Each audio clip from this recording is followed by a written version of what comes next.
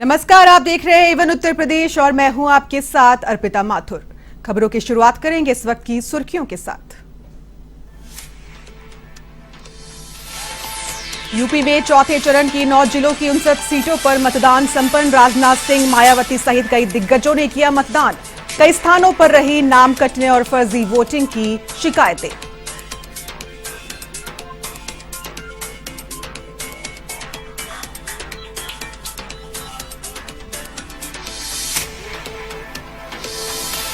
प्रियंका गांधी ने अमेठी में लगाया जोर, जनसभा को किया संबोधित तो रोड शो निकालकर मांगे वोट। कांग्रेस का अमेठी से पुराना नाता।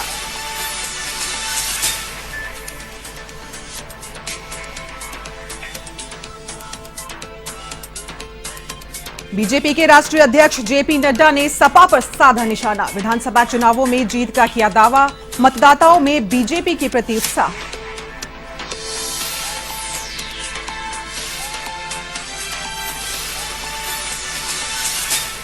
आगरा में फिर रफ्तार का कहर। बस ने कार को मारी जोरदार टक्कर। हादसे में 2 की मौत, 8 घायल।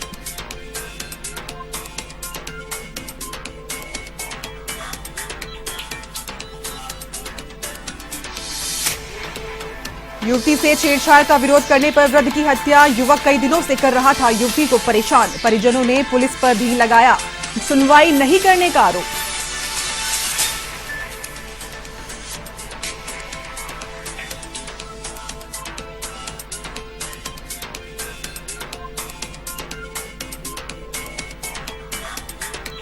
अब खबरें विस्तार से, जहां पर यूपी विधानसभा चुनाव के चौथे चरण में 9 जिलों की 59 सीटों पर वोटिंग हुई। इस चरण में 624 प्रत्याशियों की किस्मत का फैसला ईवीएम में कैद किया गया। चुनाव के इस फेज में कांग्रेस के सामने अपना गढ़ रायबरेली बचाने की चुनौती रही। वहीं सवाल यह भी है कि क्या लखीमपुर कांड में भाजपा वहां पिछला प्रदर्शन दोहरा पाएगी। चौथे चरण के चुनाव में भी योगी सरकार के 4 मंत्रियों और कई दिग्गजों की प्रतिष्ठा दांव पर है। अब 10 मार्च को आने वाले विधानसभा चुनाव के नतीजों पर सबकी नजरें टिकी हुई है।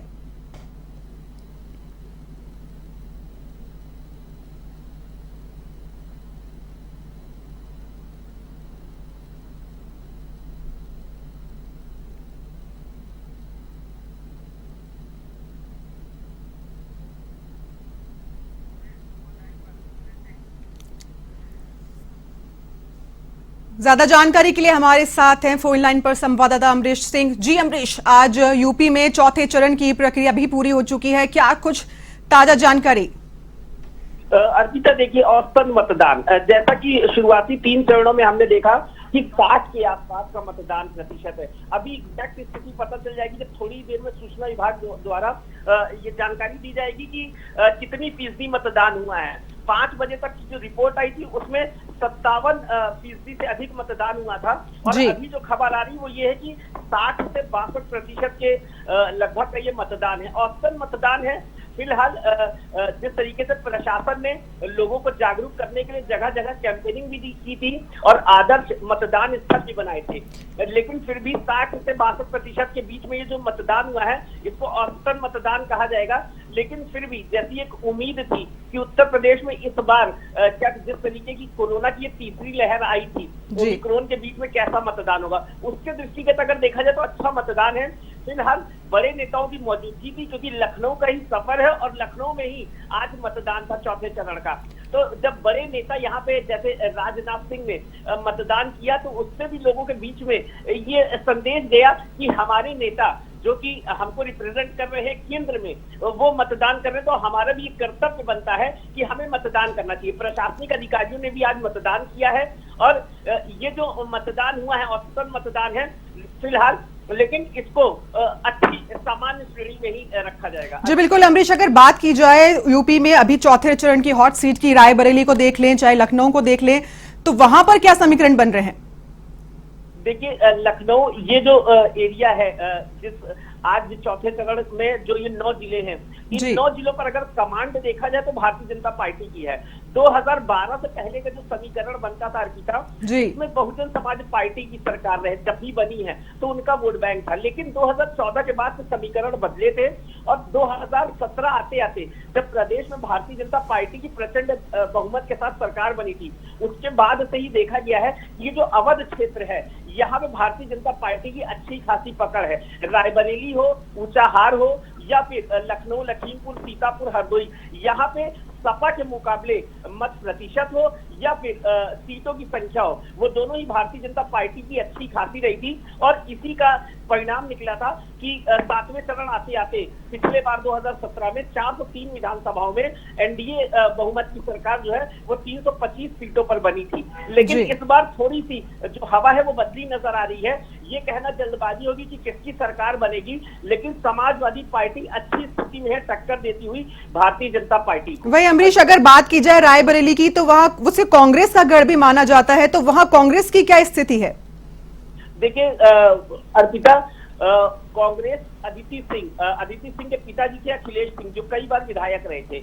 लेकिन पिछले बार 2017 में अखिलेश सिंह के बाद अदिति सिंह ने वो जिम्मेदारी उठाई थी अपने पिताजी की सीट पर और उस सीट पर अच्छा निर्वहन किया था अपने पिताजी की सीट पर और जीत दर्ज की थी कांग्रेस के टिकट पर। लेकिन 2017 के बाद जब योगी आदित्यनाथ मुख्यमंत्री बने उसके बाद से ही अदिति सिंह का रुझान जो है वो भारतीय जनता पार्टी की तरफ बढ़ा और गाहे बगाहे जिस तरीके से उन्होंने भारतीय जनता पार्टी के लिए हमेशा ये राय दी थी कि भारतीय जनता पार्टी में सरकार अच्छी चल रही है और उसी का ये नतीजा था कि विधानसभा चुनाव 2022 आने से पहले ही अदिति सिंह ने कांग्रेस छोड़कर भारतीय जनता पार्टी की सदस्यता ले ली थी और भारतीय जनता पार्टी की सदस्यता तो ली ही ली, साथ ही साथ उनको भारतीय जनता पार्टी ने टिकट भी दिया और वो जीतने की स्थिति में, क्योंकि वो जो सीट है वो अखिलेश सिंह की सीट मानी जाती थी, कई बार से विधायक रहे थे। तो इस बार ये समीकरण बदला है। ऊंचाहार जो कि रायबरेली में ही है वो सपा की सीट है, वहां से मनोज पांडे तीसरी बार चुनाव लड़ रहे, 2 बार विधायक भी रहे, मंत्री भी रहे। इस बार उनको टक्कर मिल रही है, लेकिन ये कहना जैसा कि मैंने पहले भी कहा जल्दबाजियों की कौन जीतेगा।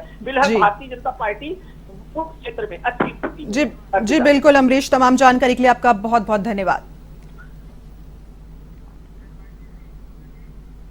तो वहीं यूपी में चौथे चरण की वोटिंग के तहत कई दिग्गजों की प्रतिष्ठा दांव पर है, तो वहीं कई सियासी दिग्गजों ने अपनी अपनी पार्टी के प्रत्याशियों के लिए वोटिंग की। बसपा सुप्रीमो मायावती ने लखनऊ के municipal nursery school polling booth पर वोट डाला, तो वहीं रक्षा मंत्री राजनाथ सिंह ने भी लखनऊ के स्कॉलर्स होम स्कूल में पोलिंग बूथ पर मतदान किया। आपको बता दें, इसके अलावा यूपी के डिप्टी सीएम दिनेश शर्मा ने अपने परिवार के साथ गोपीनाथ लक्ष्मणदास रस्तोगी कॉलेज में मतदान किया।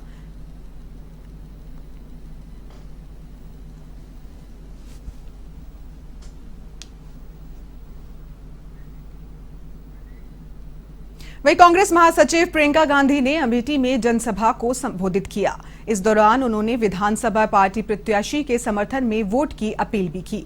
आपको बता दें, कांग्रेस महासचिव प्रियंका गांधी ने बीजेपी और सपा पर निशाना साधते हुए कहा कि उत्तर प्रदेश विधानसभा चुनाव के दौरान बीजेपी और सपा आतंकवाद पर बात कर रही है।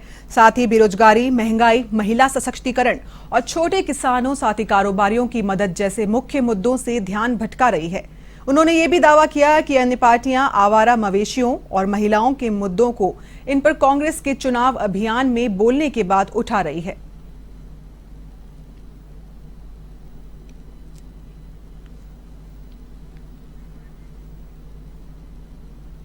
वहीं भारतीय जनता पार्टी के राष्ट्रीय अध्यक्ष जेपी नड्डा उत्तर प्रदेश के गोरखपुर दौरे पर रहे, जहां पर उन्होंने एक प्रेस कॉन्फ्रेंस को संबोधित किया। प्रेस कॉन्फ्रेंस में भाजपा के राष्ट्रीय अध्यक्ष जेपी नड्डा ने कहा कि उत्तर प्रदेश में हुए चौथे चरण में उत्साह दिखा है। इसमें लोगों ने मन बना लिया है कि विकास, सुरक्षा और समृद्धि को उत्तर प्रदेश की जनता अपना लक्ष्य मानकर कमल निशान पर तीव्र गति से अग्रसर हो गई है। इस दौरान जेपी नड्डा ने कहा कि भाजपा ने अपनी वैचारिक पृष्ठभूमि पर जो कहा था उन्हें पूरा भी किया है।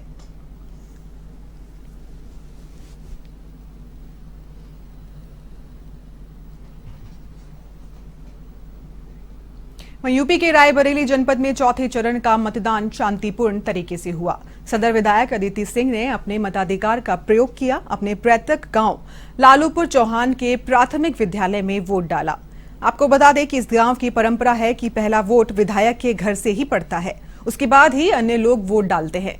वहीं सुरक्षा के मद्देनजर पैरामिलिट्री फोर्स भी बूथों पर तैनात रही।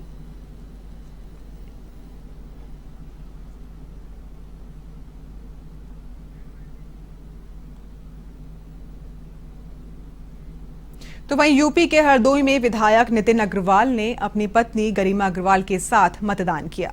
इस दौरान नितिन अग्रवाल ने एक बार फिर भाजपा की सरकार बनने का दावा किया।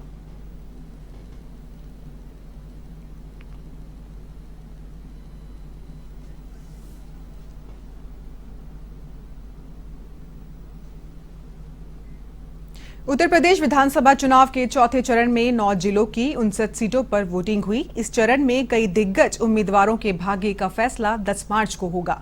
तो वहीं मतदान को लेकर लखनऊ की जनता में भी खासा उत्साह देखा गया। साथ ही मतदाताओं ने बढ़ चढ़कर मतदान किया। इस दौरान उत्तर प्रदेश के मुख्य सचिव दुर्गा शंकर मिश्र ने भी वोट डाला।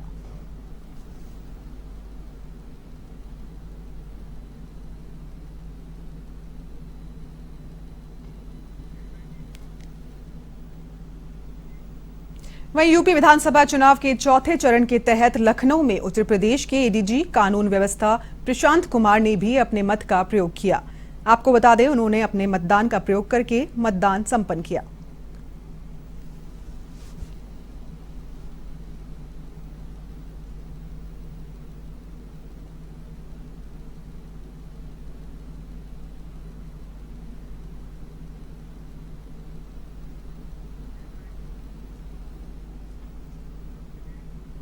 तो वहीं चौथे चरण के मतदान के बीच प्रगतिशील समाजवादी पार्टी के राष्ट्रीय अध्यक्ष शिवपाल यादव ने एवन टीवी से खास बातचीत की, जिसमें उन्होंने बताया कि 10 मार्च को अखिलेश यादव के नेतृत्व में हम प्रचंड बहुमत की सरकार बनाने जा रहे हैं।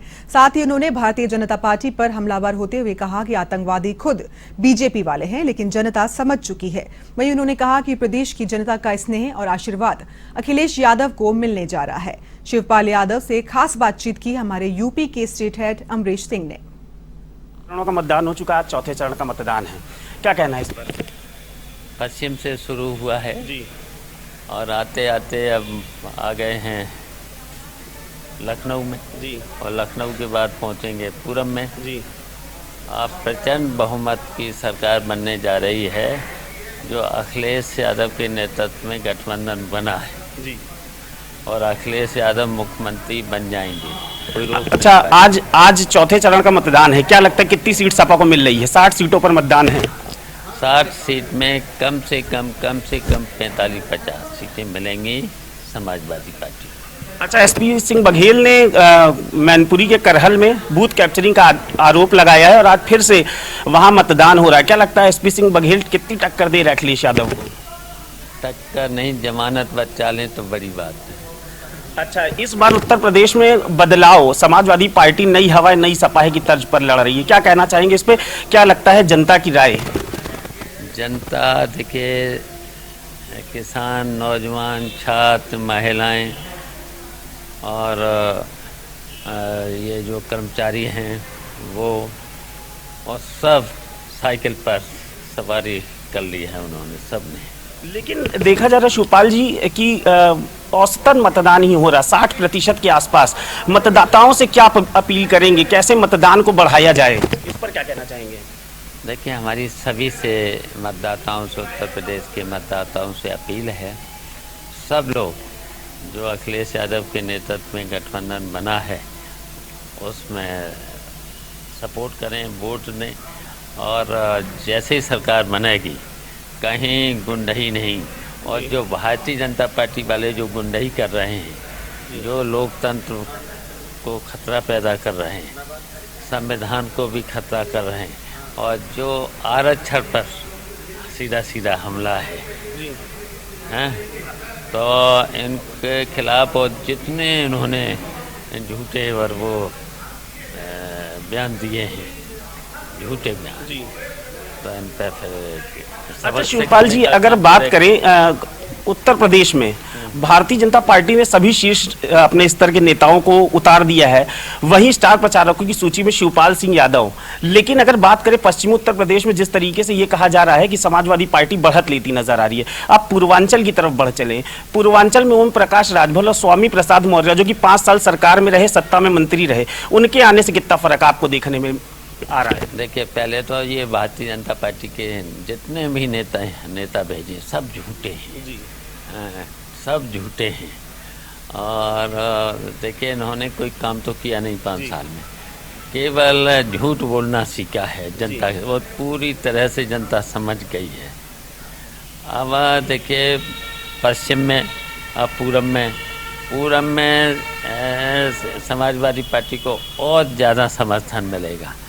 अब केवल भारतीय जनता पार्टी का 10 मार्च को सपाया और अखिलेश यादव मुख्यमंत्री बनेंगे और फिर पूरा उत्तर प्रदेश कहीं गुंडाई नहीं होगी, कहीं अराजकता नहीं होगी।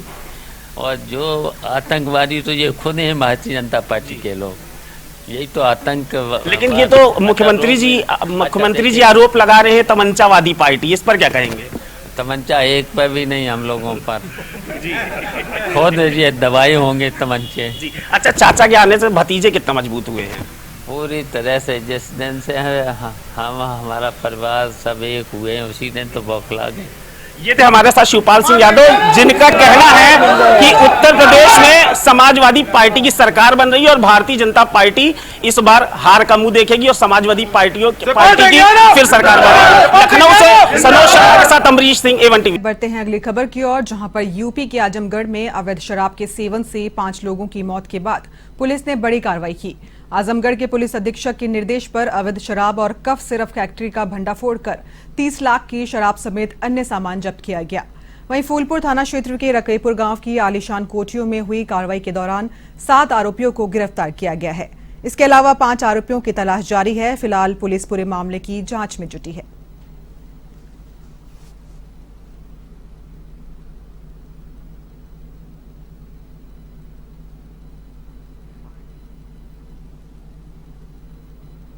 तो वहीं यूपी के आगरा में बस और कार के बीच हुई भिड़ंत में 2 लोगों की मौत हो गई, जबकि 8 लोग घायल हो गए हैं। हादसे का शिकार हुए सभी लोग फतेहाबाद से लग्न सगाई समारोह में शामिल होने के बाद वापस लौट रहे थे। तभी जयपुर से लखनऊ जा रही प्राइवेट बस ने कार को टक्कर मार दी। हादसे के बाद ड्राइवर और कंडक्टर मौके से फरार हो गए। पुलिस ने घायलों को अस्पताल में भर्ती कराया, जहां 6 लोग गंभीर रूप से घायल बताए जा रहे हैं। फिलहाल पुलिस पूरे मामले की जांच में जुटी है।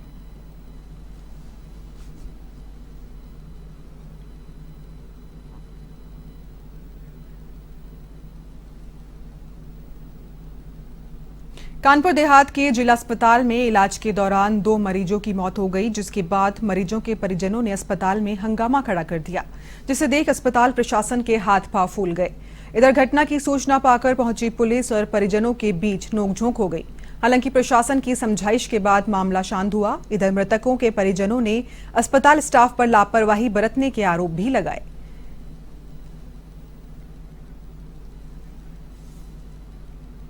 तो A1 उत्तर प्रदेश में फिलहाल के लिए बस इतना ही। बाकी तमाम खबरों के लिए आप देखते रहिए A1 टीवी।